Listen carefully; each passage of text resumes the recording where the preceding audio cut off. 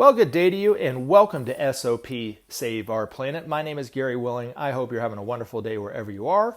Now, I want to do two things, if you don't mind, before we get going. I always encourage everyone, in fact, dare I say, challenge everyone, to have a little bit of an open mind about what I'm about to say in these videos. And enough of an open mind that I'm hoping that you, the listener, take some time out of your day and check into what I'm saying and see if it's true for you.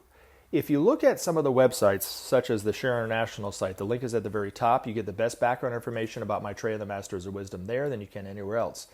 You also get a really good sense about the priorities of Maitreya that he has for humanity that we need to do to save ourselves from ourselves, such as start the principle of sharing so that nations share between nations, and that will bring about justice and give us peace and give us a future. So hopefully you'll look into it and see if it's true for you or not. I would be completely satisfied with whatever the result is, but I'm hoping that you just take a time out of your day and look into this information in some way. So hopefully you'll do it. The second thing I'm challenging you to do is join the discussion. Post a comment. Let me know what you think. If you have a hard-hitting, very difficult question about Maitreya and the Masters of Wisdom, put it in the comment section, and then I'll try to answer it in the next video. Or you can email me, searchforsigns@mail.com. And might I say, and I dare I say, that I got some really good discussion and really good comments based on the last video I put up. And I really appreciate everyone that took time out of their day to put comments in there. Really, thank you very much. So let's cover some of these. All right, so this one's coming from Rick Todd. Now, Rick, your comment's kind of long, and I don't want to read the whole thing out, but I am going to just discuss a little bit of the second thing that you wanted to talk about. And I know it's the second thing because the very first sentence says, the second thing that is occurring in the sky is a swarm of comets that are in our inner solar system right now. Most are small and only visible with a telescope. Astronomers say that this is totally unprecedented in modern history, and that the orbits of two of these comets are getting so close that some say it seems to be beyond coincidence. And of course, he's talking about 3-1 Atlas and some of the other ones. And more has been coming up in my YouTube feeds and my TikTok feeds and my Instagram feeds about this very thing. And I don't know exactly what the date is of when they're going to get really, really close. I think it's in November, if I'm not mistaken. I don't personally know the significance of why they are here like this, or if there is a significance, or if it's just some cosmic random event. You know what I mean? I can say with certainty what they are not. And what they are not is they are not aliens on a huge spaceship headed to Earth to harm us in any way, coming outside of our galaxy or solar system even, or from another dimension, like so many people are postulating. It is amazing how easy it is to spread fear on the internet, and people will start to believe it. And it's amazing how many views that those videos get. I'm sure there are people talking that we have nothing to worry about with these things, but they're not getting the attention that the people who are talking about some kind of alien life form coming here to destroy us, right? There is absolutely zero truth to anything to have to do with people coming from outer space to harm us. And there's also zero truth that they're coming from outside of our solar system or from another galaxy or another dimension. According to Maitreya and the Masters, they call them space brothers. They don't call them aliens. But these space brothers and sisters are coming from our sister planets, mainly Venus and Mars. We, of course, if we were to travel to either one of those planets or any of our planets in our solar system, we would not see humanity on those planets because we do not have etheric vision. What is etheric vision?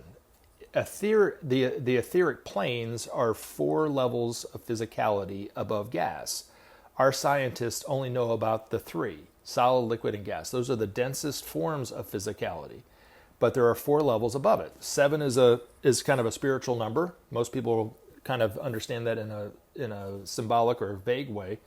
But even our physical plane has 7 planes, not 3.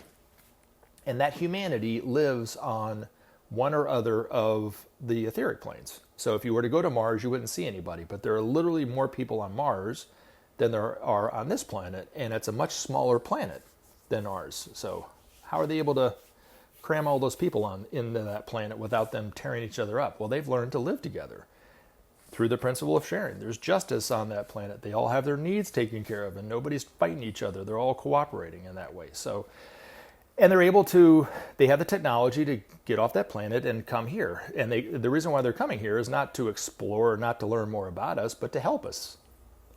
And they've been helping us for quite some time. And they're coming more and more during this time because we are in really desperate need of help from some source. We have help from the masters. We have help from the higher members of humanity known as the initiates and disciples on our planet that are working behind the scenes to get us through this crisis point. Maitreya is already speaking to humanity, taking a huge step back into the everyday world, back into the lives of humanity, but also we are being helped by higher humanity from other planets. And that's why they come here. They mainly come here to clean up our atmosphere because we are damaging the environment in such an alarming rate, in such a dangerous way that if it wasn't for their help, we would literally be dead pretty much. I do think that in the not so distant future, someone in our media, when Maitreya is out known for who he is, will ask him about UFOs. The fact, are they real or are they not? And then once he says, yes, they are real, and they have been coming here for quite some time, of course, the next natural question is why they've been coming here. And then he'll tell us the same thing that I just said, but a lot, probably more proficiently than I could say it, but that they're here on a spiritual mission. And they mean us no harm. They've never meant us any harm. Then the next thing I think will start to happen once people realize the truth of what he's saying, especially those people who have been perpetuating that fear in our media and in our lives, will have a moment of reckoning for themselves and perhaps feel ashamed for what they've done. And we as a humanity will look to them and realize just how much of a debt we owe them for what they've done. They've saved our lives and are saving our lives, really. Keeping us alive until we realize not to destroy our environment is a tremendous job because we have still not learned the lesson yet. The most dangerous thing that we're doing environmentally, according to the masters, is the way that we process nuclear power. It creates this radiation that we cannot measure because we don't have the equipment to measure it. The masters refer to it as the invisible peril, and it is making us all sick and it's killing us all off. And that's why, if you ever go to the History Channel or Nat Geo and they're talking about UFOs, they typically talk about a lot of UFO sightings around nuclear installations, nuclear missile silos, and under the water with nuclear subs and nuclear naval vessels and so forth. And they're not assessing our technology. They are cleaning up the damage to the environment that is doing. So that's why they're here.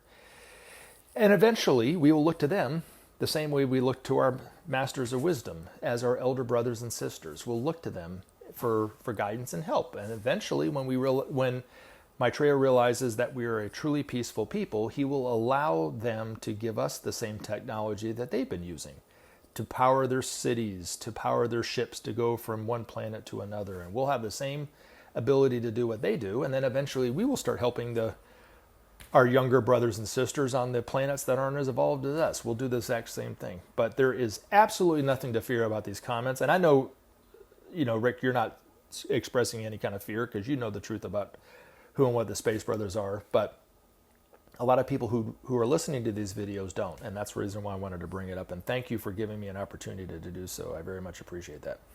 Ray, I hope you're doing well as well. Thank you for the comment. All right.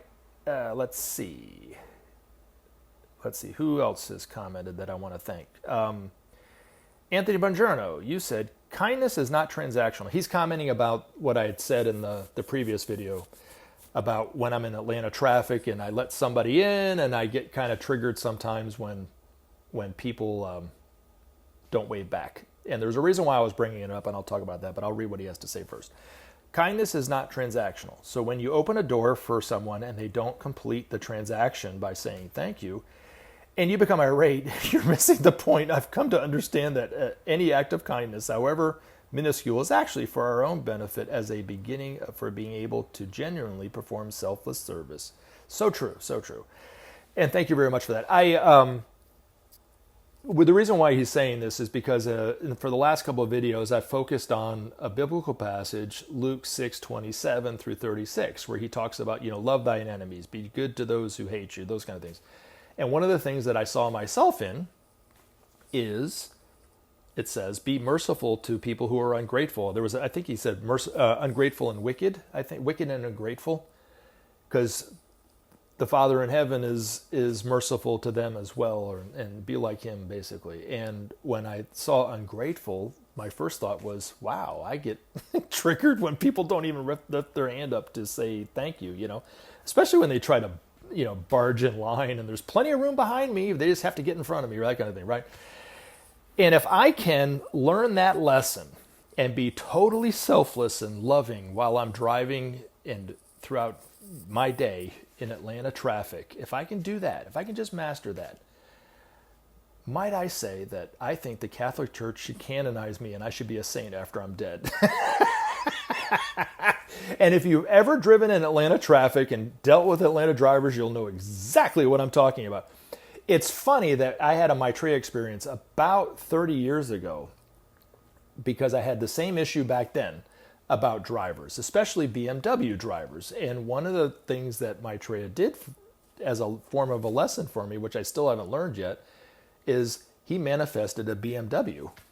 So he was standing next to a BMW. Why was he using that brand of car? Well, he was using that brand of car because I was already getting turned up by BMW drivers. They're so self-centered and aggressive and ungrateful, right? So anyway, I still haven't learned my lesson. I will learn my lesson at some point, because it is coming up more and more for me. And I am a way better than I was when I started thinking about it. And Maitreya materialized himself and a BMW to teach me a lesson for sure. But the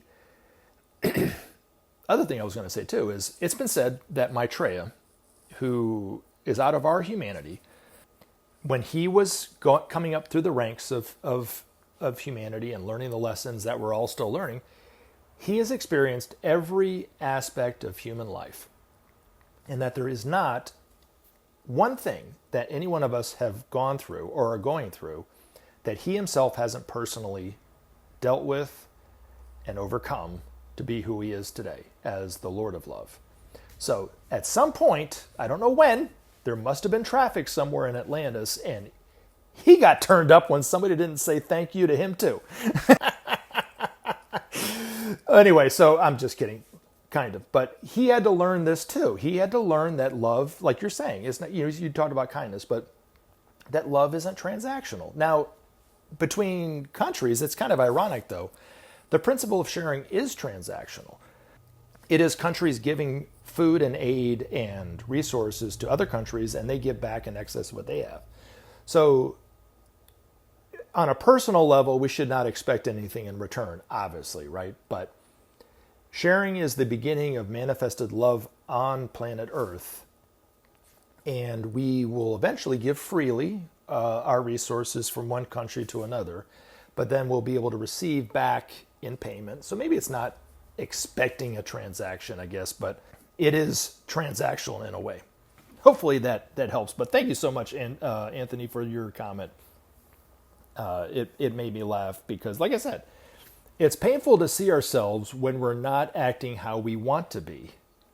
That's the whole point. And it does take courage and objectivity to be able to say to yourself, I am not good at that, but I can be. That's where I need to go. I need to head in that direction, that kind of thing. So be a seeker, and not just assume that it's always there, right? But thank you again for your comment. Right. Healthy, fully, I always mispronounce it. Health, full, living fi. Thank you very much for your comment. It was beautiful. All right. So Timothy Tilton, you have a correction on, you said correction. I guess you're talking about your personal comment that I tried to address in the last video. You said, correction, I feel Maitreya's day of declaration is going to happen very soon, and we will need to be demanding we let him speak now. Otherwise, we're not doing what he asks. All right. I also want to add, too, that, yes, it is true to say that we as a humanity will demand upon our media him an opportunity to speak. Unfortunately, now we don't know who he is because he's not using the name Maitreya. Now, of course, he's not going to use the name Maitreya until the day of declaration, but we will at least start to have an understanding that there's this person out there that is very wise and loving and has some simple answers to our problems and those kind of things. And we'll hear more from him, and we'll start to be inspired to act in that way because our hearts will start to open up based on what he's saying and so forth. So I guess we have to first and foremost wait until we start to at least guess that could be him, but it will be a thing that humanity has to do. I think if you don't mind, Timothy, I think one thing that we could do now, if upon hearing these videos, is maybe not call our television stations and demand that Maitreya speak, because they're not going to know what you're talking about, right? It's to really understand, and I'm not saying that you're saying that, I'm just trying to clarify that for other people, right? But to really educate ourselves on the priorities of Maitreya, like the principle of sharing. Educate yourself. Learn about it. See if it's true. Act like a scientist and a detective and kind of play devil's advocate. Did the Marshall Plan really bring about goodwill amongst those nations? Look into it and investigate it. Know the nations that participated in it. Look at the history of Europe. Was it Europe known as being a peaceful continent? No, right? That's one answer to that question. The nations such as West Germany at the time, England, the United States, France, those kind of things, were they ever at war with one another? Of course, they were just at war twice, with World War I and World War II. Prior to that, there were always wars going on between the two of them. Between these countries and the other countries that participated in the Marshall Plan. And then ask yourself, has any of those countries attacked any other country since then? I'm not saying it's never going to happen. If we continue to not institute the principle of sharing, there might be a geopolitical war between one of those two. But as of the recording in this video, it hasn't happened. And it's been many, many decades since they stopped the principle of sharing. It brought about goodwill. So do some investigation and check into it. And the first thing that people will say when you bring it up to people in your life, right, especially if they're an American, they'll say, that sounds like communism. And then you can say, well, we did this very thing right after World War II with the Marshall Plan. Did it bring about communism in the United States? Of course not. We're the most capitalistic, commercialized country on the planet right now. We don't have communism. I know that the Republicans love to try to label Democratic presidential candidates as communists, but there isn't anything in Biden's policies that were communistic or Obama's or Clinton's, but they tried to scare the shit out of people and thinking that they're communist at heart, but they're just as capitalist as the Republicans. It's just they're a different political party, right? Now, sharing in and of itself is beyond an ideology, and communism is an ideology. Capitalism is an ideology. Socialism is even an ideology. Maitreya is going to tell all of humanity that the best economic system is a blending of socialism and capitalism, not the elimination of capitalism at the expense of socialism or communism. He doesn't even bring up communism because I don't think communism is anything that has ever really happened, even though we like to think that China's capitalistic and communist and Russia is communist, but they have oligarchs, they have billionaires, and in true communism, there isn't that. So you really can't say that China is a communist country because even though they have the Communist Party, it's not true communism. It's more state-sponsored capitalism at this point. But Maitreya says it's a blending. So right now, let's say the United States is about 98% capitalist country. It's a capitalist country by 98%, and only maybe 1 or 2%, 3% socialist. And most of that socialist programs go right to bailing out companies and billionaires. So, and they give them subsidies and all that kind of stuff. So it's really skewed toward the rich. But even in the case of, let's say, giving to some of the people, it's maybe 1 or 2% of the total GDP of this country, and what the country uses all their tax money and tax revenue for is maybe 1 or 2% socialism. And the rest is capitalism or commercialization too. But he would say that the percentage should be, I want to say it was like 70-80% socialism, 20% capitalism, 30% capitalism, I think, something like that. I can't remember the exact number, but it's somewhere around that. And that would be like, he says, like two wheels on the same cart. So you could push the cart and it's not going to wobble too far to the left or too far to the right. It's going to have enough upstart to where people want to do something and be creative and make money, but yet have enough social conscience to where people's needs are being taken care of. So if you do get sick, it's not going to economically ruin you and you're on the street. That you can just go to a doctor or a hospital and get the treatment that you need, which is the way it should be, I think. So anyway, hopefully that helps. But and talk to your, once you start to educate yourself about the principle of sharing, if you haven't, Tim and others, then you can start to talk about it with people. I have found that people are becoming more receptive to the idea of the principle of sharing. When I first started hearing about it and reading about it 30 years ago, and I started talking about it with my friends and family, they were not responsive at all about it. And now they're listening to it more, at least, So hopefully that helps. All right. Samuel Summers. Thanks, Gary, for exposing at least 3 people who have mostly turned away from leftist ideology that you feel have in feelings common with Lord Maitreya. Please, can you expose the 3 people that mostly turned away from right-wing ideology that you feel have feelings in common with Lord Maitreya? Okay, so the 4 people that I mentioned in the last video, Nick Fuentes, Tucker Carlson, Candace Owens, and Marjorie Taylor Greene, who's from my own state, are mainly considered by most to be right-wingers. Now, Tucker Carlson has been around the longest in the media. He has kind of moved a little bit more toward the center, but he is still right, he's right of center of the middle, right? He's not to the left. And it's not true to say that Candace Owens is a leftist, because she's promoted Trump for so long. Now she's kind of regretting it. She's talking about regretting it. And Marjorie Taylor Greene certainly isn't a leftist. She would slap you in the face if you called her that. She doesn't like Democrats. She thinks they're evil. She calls them evil. But what I was saying was not that they're moving away from their ideology, because I really don't think that they are.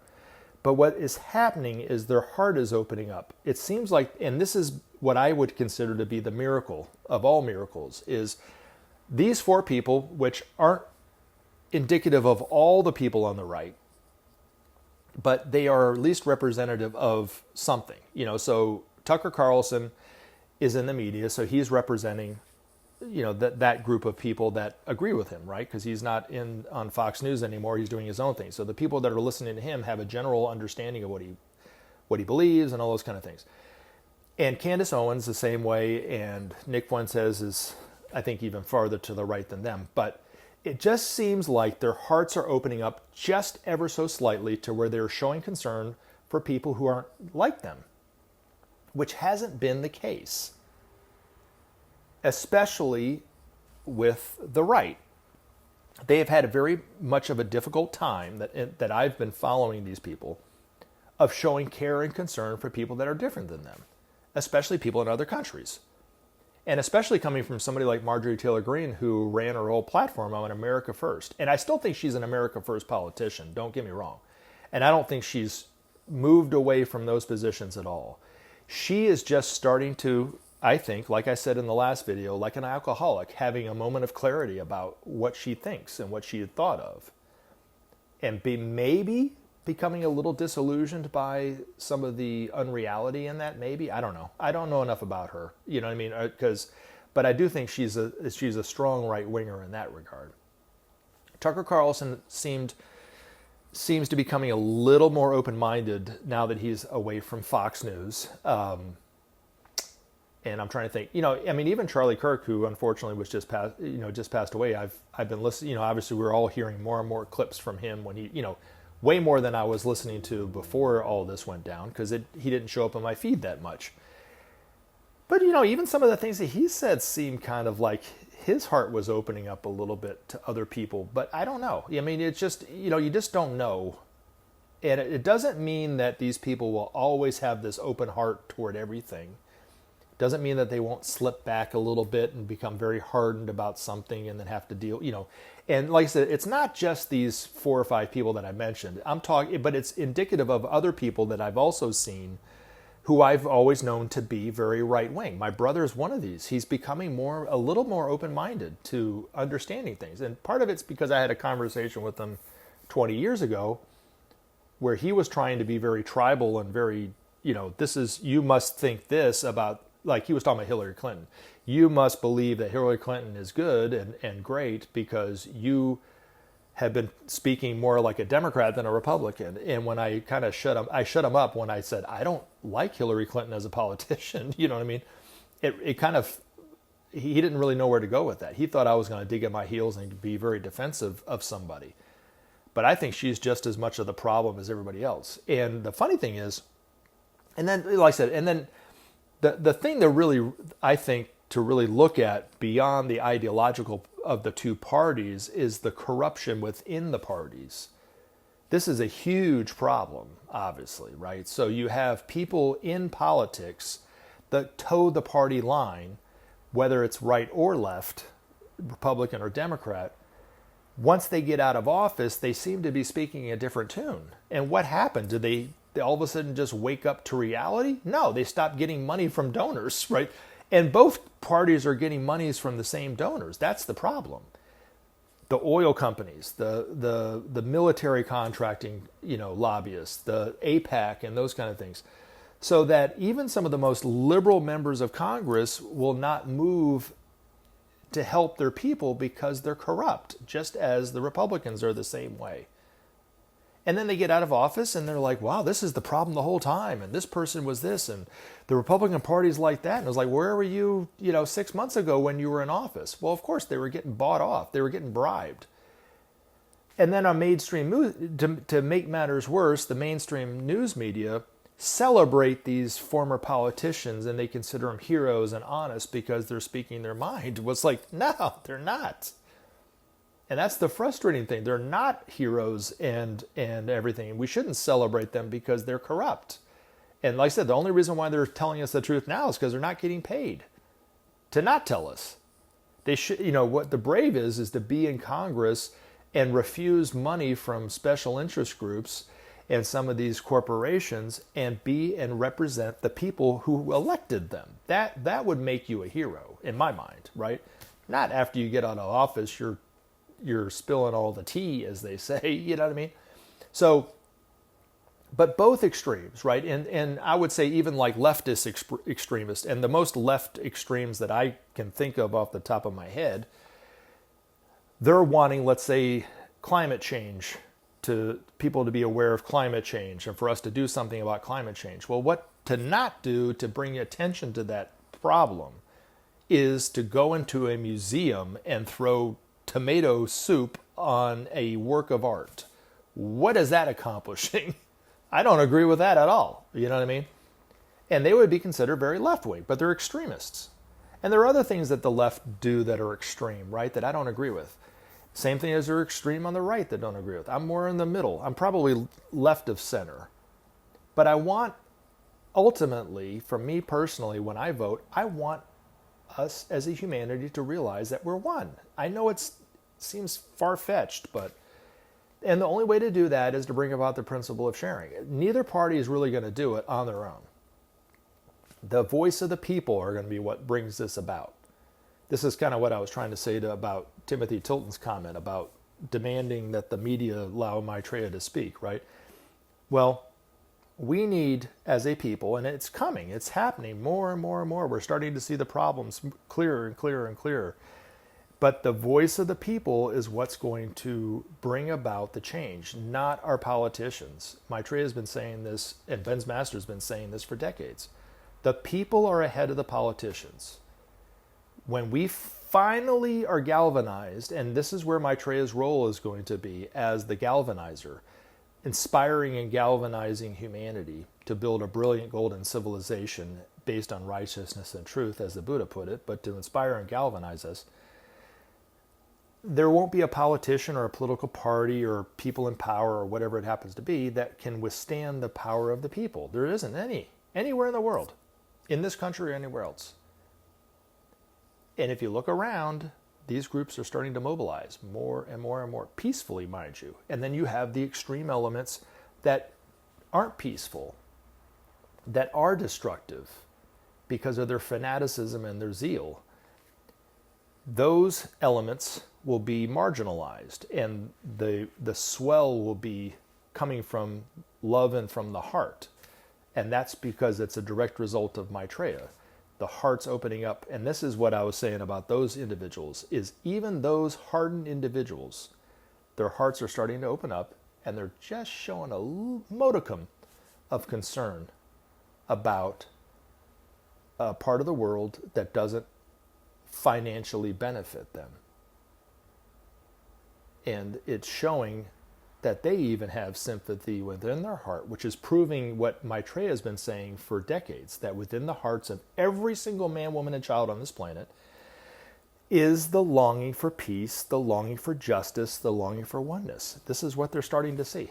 And we'll see more and more people who typically would not be that interested in people of Palestine because it doesn't concern them. They don't see it. What you don't see, you don't believe is even there, that kind of stuff.